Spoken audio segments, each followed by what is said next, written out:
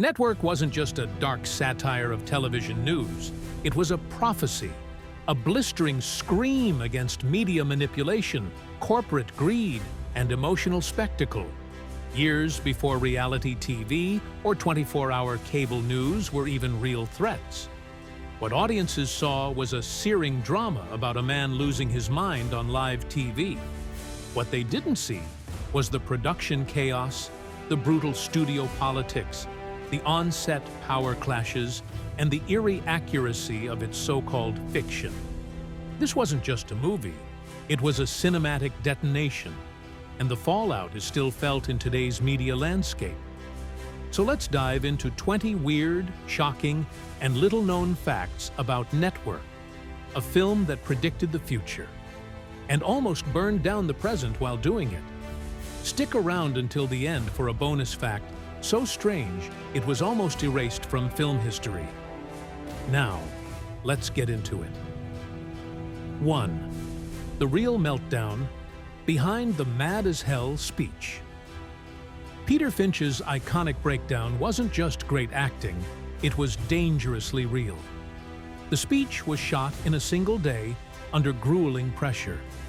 Finch, already battling heart issues, insisted on delivering his lines full throttle, refusing to conserve energy or fake it. By the fifth take, his body shook violently. Director Sidney Lumet reportedly said, "We weren't watching a performance. We were watching a man detonate." Crew members stood silent between takes, part awe, part fear. And when Finch died just months later of a heart attack, some whispered that his commitment to that scene pushed him too far. 2. Faye Dunaway was told to stop thinking. Faye Dunaway's portrayal of the cold, ratings-hungry Diana Christensen won her an Oscar, but it came at a bizarre cost. Director Sidney Lumet believed she was too intellectual for the role. He reportedly told her, "Don't think, just feel, just move." Dunaway clashed with Lumet over character motivation, but he wouldn't budge. He even banned her from asking questions about the script. Ironically, critics later praised her for being chillingly instinctive, exactly what Lumet was forcing out of her.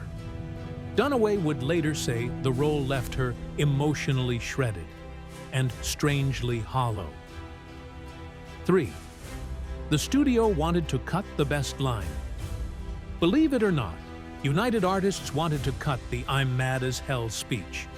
Executives feared it was too unhinged and would alienate audiences.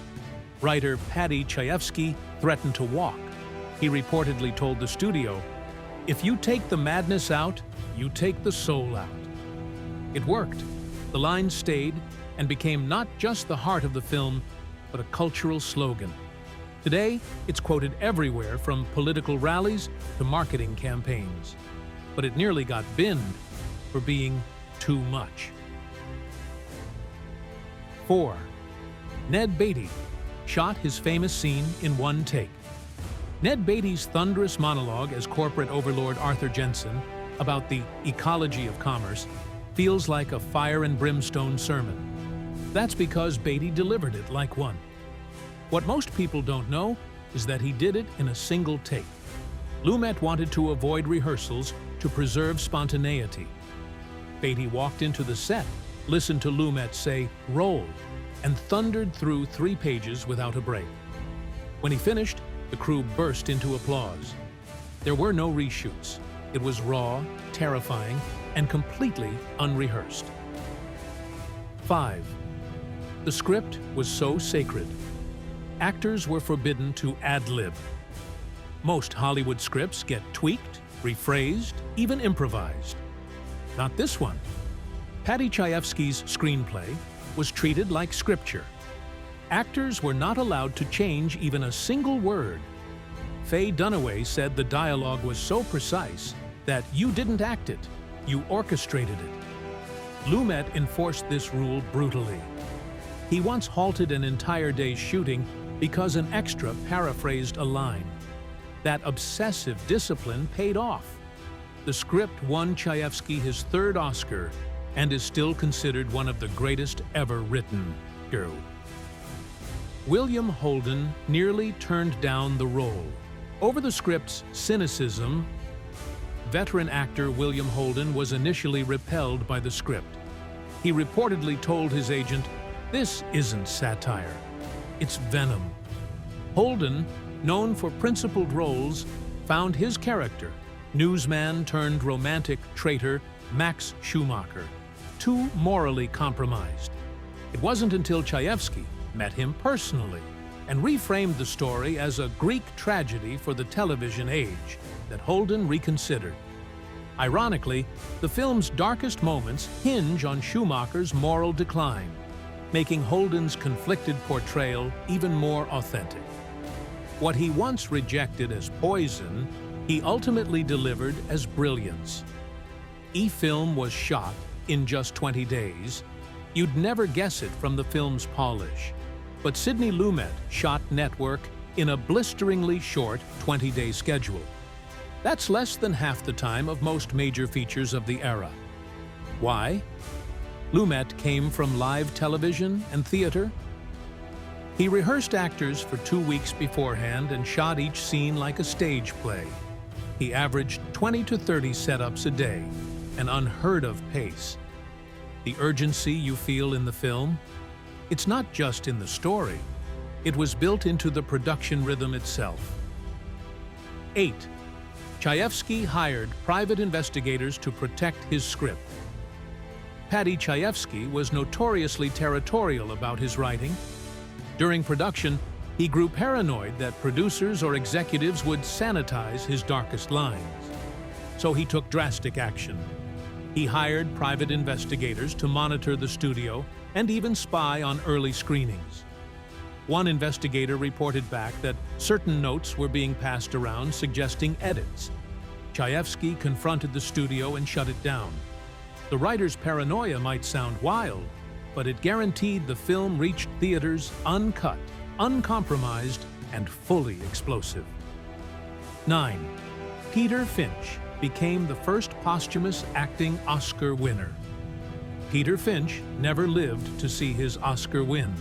He died of a heart attack in January 1977, just 2 months after Network's release. At the Academy Awards, when his name was announced, it marked the first time in history an acting Oscar was awarded posthumously. The win was emotional and controversial. Many believed the Academy was swayed by his untimely death, but Lumet defended the honor, saying, "It wasn't sympathy, it was inevitability. That man earned it with every breath he gave on screen." 10th Chiefski predicted Fox News, infotainment, and the internet. Here's where it gets eerie. In one chilling scene, a corporate executive explains how the news isn't about truth. It's about shareholder profit. In another, Diana pitches a reality TV show where criminals are followed by cameras. Sound familiar? Chiefski wasn't just writing satire, he was predicting the media world we live in now. Critics later called Network a psychic document. It foresaw reality TV, tabloid culture, infotainment, and even online outrage. Chiefski once said, "Everything that happened in that movie has already started happening." Incredibly, he said that in 1977. If this is blowing your mind so far, go ahead and like and subscribe, because we've still got 10 more facts that get even darker, stranger, and eerily prophetic. What comes next will change the way you watch Network forever. 11th. Beatrice Straight won an Oscar for just 5 minutes on screen. Beatrice Straight delivered one of the shortest performances in Oscar history, and won. She appears on screen for only 5 minutes and 2 seconds as Louise Schumacher, the betrayed wife of William Holden's character. But in that time, she explodes with rage, heartbreak, and precision. Her emotional monologue, delivered in one brutal, uninterrupted take, was so raw that Lumet reportedly teared up behind the camera. Straight herself believed she'd never worked that hard in so little time. The Academy agreed.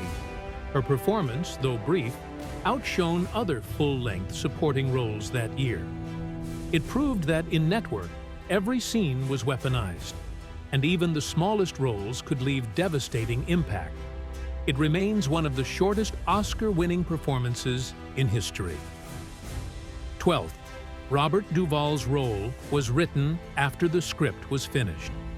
Robert Duvall wasn't part of the original script. His character, network executive Frank Hackett, was added late in development after the studio asked for a clearer corporate villain. Chiefski was resistant, but finally agreed, writing Hackett as a composite of ruthless TV execs he'd met in real life. Duvall jumped on board with little prep and built the role using actual network memos Chiefski provided. Despite the last-minute addition, Duvall's stone-faced, no-nonsense delivery helped sharpen the film's critique of capitalist greed. He later said, "I didn't act a villain. I acted a businessman who believed what he said." Ironically, what started as a studio-mandated addition became one of the film's most frightening and realistic characters. 13.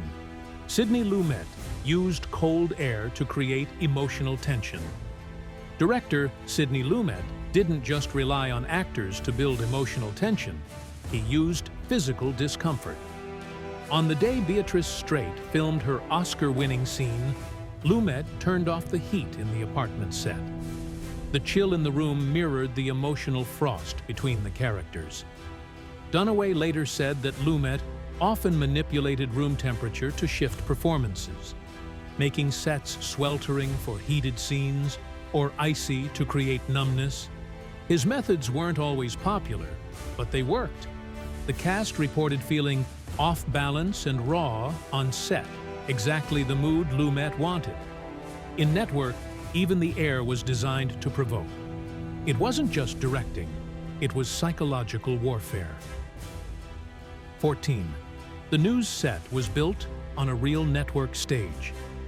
To capture the chilling authenticity of a live newsroom, production designer Philip Rosenberg constructed the UBS set inside a real television studio in New York City. The broadcast desk, cameras, and lighting grids weren't props. They were real, borrowed from CBS facilities. Crew members even wore actual network headsets and operated broadcast monitors during scenes. Lumet, who began his career in live TV, wanted actors to feel the pressure of real-time broadcasting. And it worked. Peter Finch said the set made him feel like he was on the edge of an actual breakdown. The illusion was so complete that some background extras, real camera operators, had trouble remembering whether they were acting or working. 15. Diana's reality show Pitch became a real TV format. In the film, Faye Dunaway's character Diana gleefully pitches a series called The Mao Zedong Hour, in which leftist radicals commit crimes on camera for ratings. It sounded absurd in 1976, but it eerily foreshadowed real-world reality TV. Years later, shows like Cops, Cheaters, and To Catch a Predator followed the exact same formula, mixing real crime, humiliation, and sensationalism for ratings. Chiefski had imagined a world where entertainment and ethics were incompatible, and it came true. In fact, several producers have credited network as inspiration for edgy, unscripted television. What was once satire became programming, and what Diana envisioned to shock her bosses, modern TV adopted wholesale. 16. Paddy Chiefski was furious at Faye Dunaway's Oscar speech. When Faye Dunaway won Best Actress at the 1977 Oscars, she gave a polished thank you, thanking her agents, the Academy, and co-stars. But she didn't mention Paddy Chiefski. Backstage, the writer was livid. According to insiders, he shouted, "No one wins from my words without thanking me." Chiefski, who was notoriously possessive of his script, believed Dunaway's performance only worked because she delivered his dialogue exactly as written. The tension between them had already been simmering during production. After the Oscars, they never spoke again. The moment revealed how fragile egos were behind Network's sharp professionalism. The film won 4 Academy Awards, but backstage, the emotional fallout was as dramatic as anything on screen. 17. The film's ratings crazed premise was based on real network meetings. As wild as the plot of Network seems, a suicidal news anchor becomes a ratings sensation. It was inspired by actual TV exec conversations Chiefski overheard. In the early 70s, networks were toying with sensational news as entertainment formats. One executive joked that if a reporter died on air, they'd own the ratings for the week. Chiefski was horrified and fascinated. He took that casual, grotesque idea and built Howard Beale's arc around it. The terrifying part? Executives laughed when they read the script, thinking it was a satire of competitors, not themselves. Chiefski's genius was in reflecting the industry's soul, and most of them didn't even recognize their own reflection. 18. Real anchors called the film too real to be funny. When Network was released, many real-life TV news anchors refused to laugh. Walter Cronkite reportedly said it was more documentary than satire. CBS even circulated a private memo warning employees not to discuss the film publicly. Why? Because Network hit too close to home. Its portrayal of news as a ratings machine, manipulated by executives and advertisers, echoed real concerns inside broadcast journalism. Anchors and producers whispered that Network exposed conversations they were actually having. Off the record, one anonymous ABC producer said, "The scariest thing is that Beale isn't mad. He's right." What was sold as dark comedy felt like confession. 19. Chiefski insisted on total creative control, and got it. Screenwriters rarely call the shots in Hollywood, but Chiefski was an exception. He negotiated full creative control over Network, including script lock, casting vetoes, and final cut approval. Even Sidney Lumet had to answer to him. One studio exec said, "It was Patty's movie. The rest of us were just helping him make it." The control showed in the film's sharpness. Every monologue, every insult, every satirical jab came straight from his typewriter. When studios tried to interfere, Chiefski threatened to walk. They knew better than to challenge him. His authority helped Network remain one of the purest writer-driven films in history. 20th. Peter Finch's accent was erased in post-production.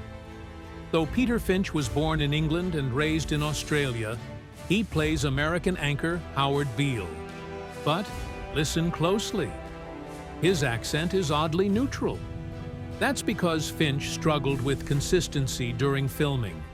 Some days he sounded British, others more American. To fix it, audio engineers re-recorded key lines in ADR, smoothing out inconsistencies. Lumet later said, "We had to make Howard sound like he belonged in every living room." Ironically, the raw emotion in his performance made the dubbing process difficult. It had to match his intensity. The end result? Seamless. Most viewers never realized his voice had been subtly reworked. Let's now close out this powerful script with the most shocking entry, the bonus fact, and a dramatic final outro. Ready? Here it comes. Bonus fact: a real network tried to buy the script to bury it. Before Network was made, a major television network, rumored to be NBC, tried to buy the script outright, but not to produce it, to bury it. Chiefski's agent received an offer described as extremely generous, but with a catch. The script would never be filmed. It was too dangerous.